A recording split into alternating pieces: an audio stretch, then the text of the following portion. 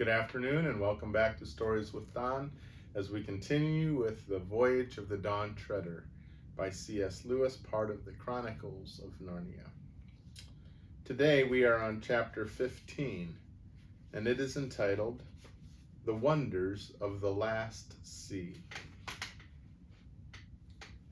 Very soon after they had left Ramandu's country, they began to feel that they had already sailed beyond the world. All was different. For one thing, they all found that they were needing less sleep. One did not want to go to bed, nor to eat much, nor even to talk except in low voices.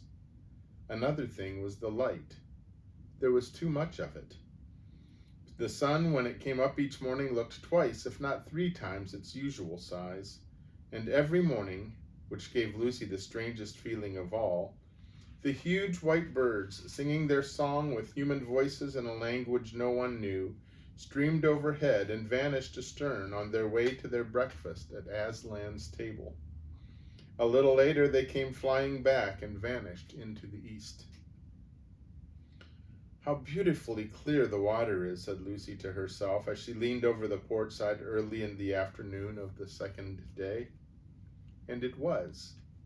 The first thing that she noticed was a little black object about the size of a shoe traveling along at the same speed as the ship. For a moment she thought it was something floating on the surface. But then there came floating past a bit of stale bread which the cook had just thrown out of the galley, and the bit of bread looked as if it was going to collide with the black thing, but it didn't. It passed above it, and Lucy now saw that the black thing could not be on the surface. Then the black thing suddenly got very much bigger and flicked back to normal size a moment later. Now Lucy knew she had seen something just like that somewhere else, if only she could remember where. She held her hand to her head and screwed up her face and put out her tongue in the effort to remember. At last she did. Of course! It was like when you see a train on a bright sunny day. You see a black shadow of your own coach running along the fields at the same pace as the train. Then you went into a cutting, and immediately the same shadow flicked close up to you and got big, racing along the grass of the cutting bank. Then you came out of the cutting and, flick, once more the black shadow had gone back to its normal size and was running along the fields. "It's our shadow, the shadow of the Dawn Treader," said Lucy. "Our shadow running along on the bottom of the sea. That time when it got bigger, it went over a hill. But in that case, the water must be clearer than I thought. Good gracious, I must be seeing the bottom of the sea, fathoms and fathoms down." As soon as she had said this, she realized that the great silvery expanse, which she had been seeing, without noticing, for some time, was really the sand on the seabed, and that all sorts of darker or brighter patches were not lights and shadows on the surface, but real things on the bottom. At present, for instance, they were passing over a mass of soft purply green with a broad winding strip of pale gray in the middle of it. But now that she knew it was on the bottom, she saw it much better. She could see that parts of the dark stuff were much higher than other bits and were waving gently. "Just like trees in a wind," said Lucy, "and I do believe that's what they are. It's a submarine forest." They passed on above it, and presently the pale streak was joined by another pale streak. "If I was down there," thought Lucy, "that streak would be just like a road through the wood, and that place where it joins the other road would be a crossroads. Oh, I do wish I was. Hello, the forest is coming to an end, and I do believe the streak really was a road.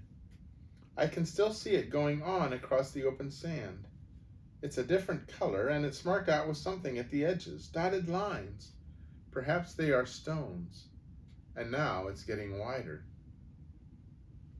But it was not really getting wider. It was getting nearer. She realized this because of the way in which the shadow of the ship came rushing up toward her. And the road, she felt sure it was a road now, began to go in zigzags. Obviously, it was climbing a steep hill. And when she held her head sideways and looked back, What she saw was very like when you look down a winding road from the top of a hill. She could even see the shafts of sunlight falling through the deep water onto the wooded valley, and in the extreme distance, everything melting away into a dim greenness. But some places, the sunny ones, she thought, were ultramarine blue. She could not, however, spend much time looking back. What was coming into view in the forward direction was too exciting. The road had apparently now reached the top of the hill and ran straight forward. Little specks were moving to and fro on it. And now something most wonderful, fortunately in full sunlight, or as full as it can be when it falls through fathoms of water, flashed into sight. It was knobbly and jagged and of a pearly, or perhaps an ivory color. She was so nearly straight above it that at first she could hardly make out what it was, but everything became plain when she noticed its shadow. The sunlight was falling across Lucy's shoulders, so the shadow of the thing lay stretched out on the sand behind it, and by its aid she saw clearly that it was a shadow of towers and pinnacles, minarets and domes. "Why, it's a city or a huge castle," said Lucy to herself, "but I wonder why they've built it on top of a high mountain." Long afterward, when she was back in England and talked all these adventures over with Edmund, they thought of a reason, and I'm pretty sure it is the true one. In the sea, the deeper you go, the darker and colder it gets. And it is down there in the dark and cold that dangerous things live, the squid and the sea serpent and the kraken. The valleys are the wild, unfriendly places. The sea people feel about their valleys as we do about mountains, and feel about their mountains as we feel about valleys. It is on the heights, or as we would say in the shallows, that there is warmth and peace. The reckless hunters and brave knights of the sea go down into the depths on quests and adventures, but return home to the heights for rest and peace, courtesy and counsel, the sports, the dances, and the songs. They had passed the city, and the seabed was still rising. It was only a few 100 feet below the ship now. The road had disappeared. They were sailing above an open, park-like country, dotted with little groves of brightly covered vegetation. And then, Lucy nearly squealed aloud with excitement. She had seen people. There were about 15 and 20 of them, and all mounted on seahorses. Not the tiny little seahorses which you may have seen in museums, but horses rather bigger than themselves. They must be noble and lordly people, Lucy thought, for she could catch the gleam of gold on some of their foreheads, and streamers of emerald or orange-colored stuff fluttered from their shoulders in the current. Then, "Oh, bother these fish," said Lucy, for a whole shoal of small, fat fish, swimming quite close to the surface, had come between her and the sea people. But though this spoiled her view, it led to the most interesting thing at all. Suddenly, a fierce little fish of a kind she had never seen before came darting up from below, snapped, grabbed, and sank rapidly with one of the fat fish in its mouth. And all the sea people were sitting on their horses, staring up at what had happened. They seemed to be talking and laughing. And before the hunting fish had got back to them with its pry, another of the same kind came up from the sea people. And Lucy was almost certain that one big seaman who sat on his seahorse in the middle of the party had sent it, or released it, as if he had been holding it back till then in his hand or on his wrist. "Why, I do declare," said Lucy, "it's a hunting party, or more like a hawking party. Yes, that's it. They ride out with these little fierce fish on their wrists, just as we used to ride out with falcons on our wrists when we were kings and queens at Cair Paravel long ago. And then they fly them, or I suppose I should say swim them, at the others. How—" She stopped suddenly because the scene was changing. The sea people had noticed the dawn shredder. The shoal of fish had scattered in every direction. The people themselves were coming up to find out the meaning of this big black thing which had come between them and the sun. and now they were so close to the surface that if they had been in air instead of water, Lucy could have spoken to them. There were men and women both. All wore coronets of some kind, and many had chains of pearls. They wore no other clothes. Their bodies were the color of old ivory, their hair dark purple. The king in the center, no one could mistake him for anything but the king, looked proudly and fiercely into Lucy's face and shook a spear in his hand. His knights did the same. The faces of the ladies were filled with astonishment.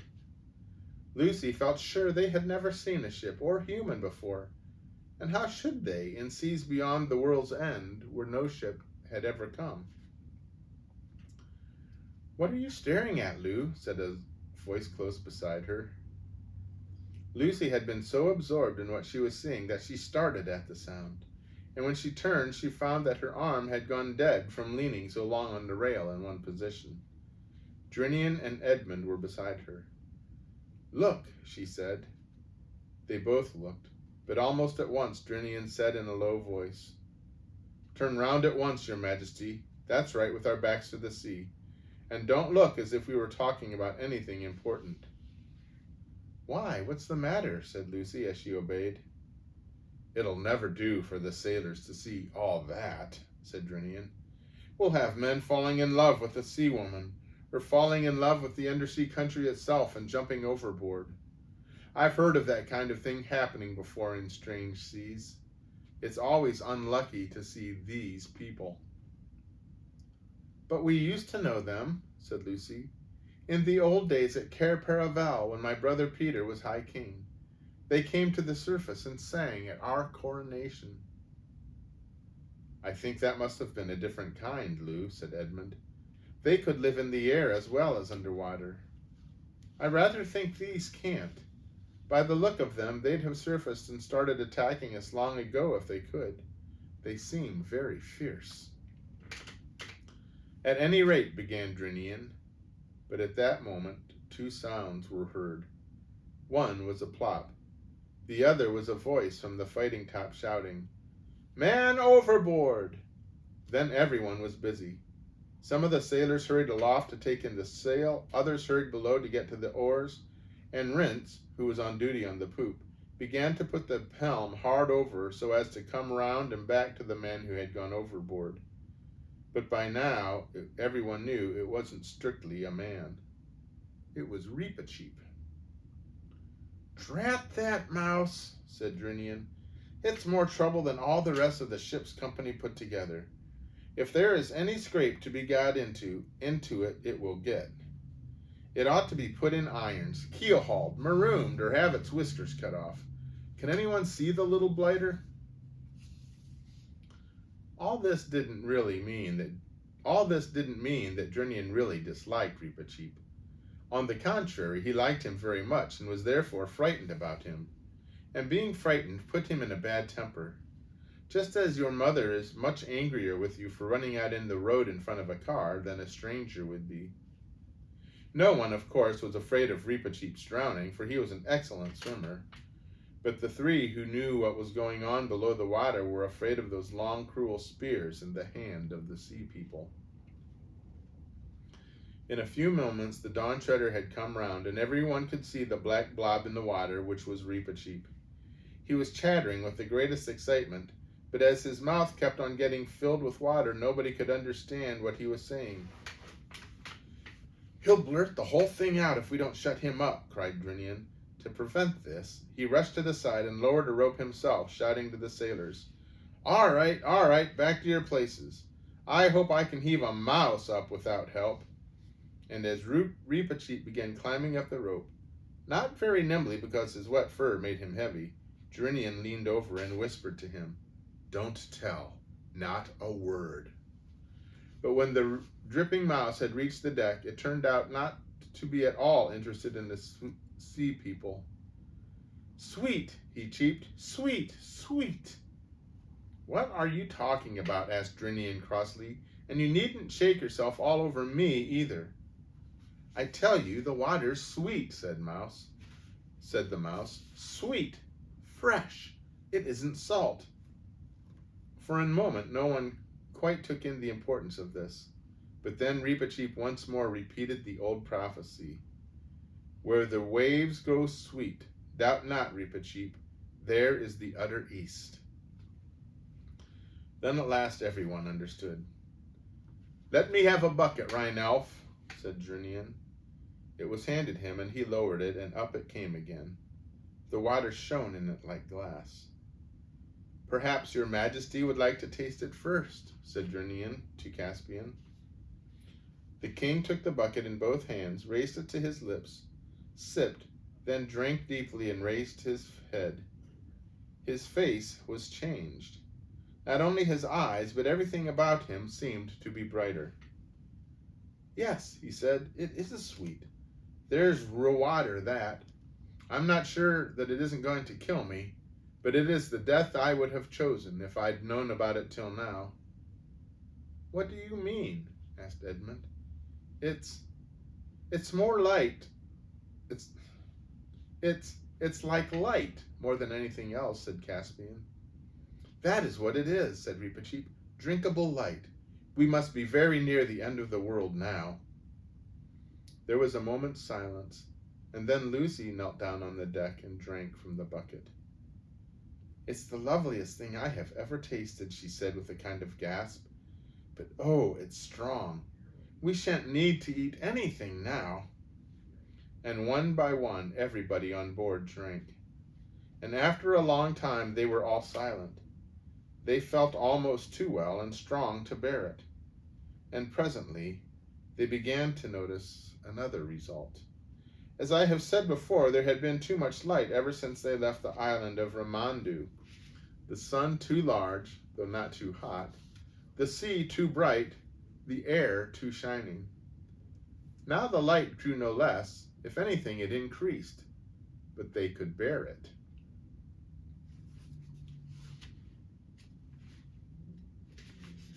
And here's a picture of them tasting the water with Reepicheep dancing around it.